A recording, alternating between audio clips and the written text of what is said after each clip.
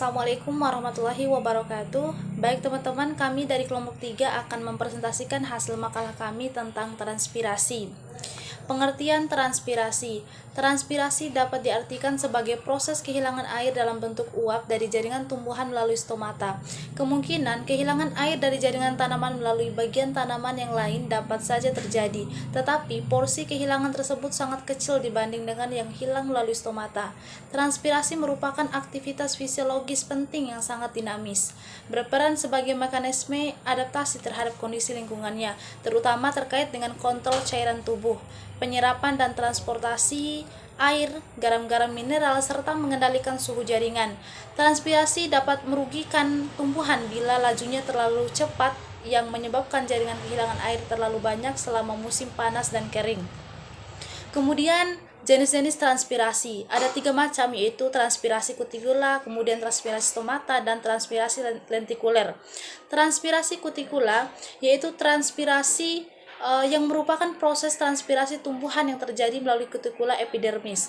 Kemudian transpirasi stomata adalah proses transpirasi yang terjadi pada stomata di daun tumbuhan. Kemudian transpirasi lentikuler merupakan proses transpirasi yang terjadi pada kulit kayu dari tumbuhan yang berisi sel-sel yang tersusun lepas dan dikenal sebagai alat komplementer. Selanjutnya akan dibacakan oleh Suhaibatul Islamiyah. C. Faktor-faktor yang mempengaruhi transpirasi. 1. Faktor internal. Faktor internal yakni faktor yang berasal dari dalam tumbuhan itu sendiri, seperti penutupan stomata. Kedua, jumlah dan ukuran stomata. Ketiga, jumlah daun. Keempat, kedalaman dan proliferasi akar. Dan yang kedua yakni faktor eksternal. Faktor eksternal yakni faktor yang berasal dari luar tumbuhan tersebut. Contohnya seperti 1. Sinar matahari, 2. Temperatur, kebasahan udara atau kelembapan udara, yang keempat angin, yang kelima keadaan air dalam tanah. Selanjutnya proses transpirasi.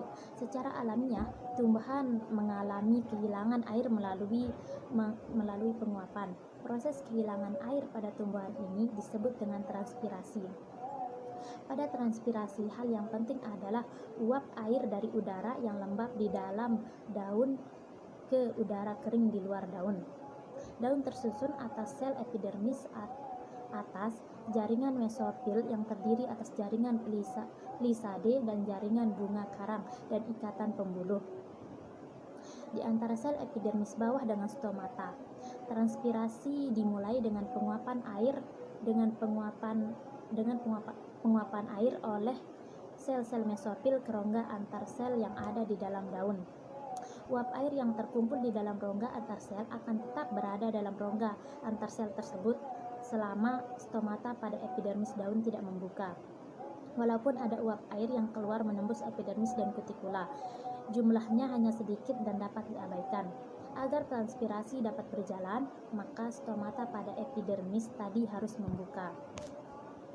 Stomata tumbuhan pada umumnya membuka pada saat matahari terbit dan menutup saat hari sudah gelap, sehingga memungkinkan masuknya CO2 yang diperlukan untuk fotosintesis pada siang hari.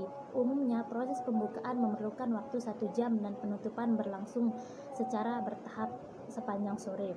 Proses penguapan air dari sel mesofil daun biasa kita sebut dengan proses transpirasi.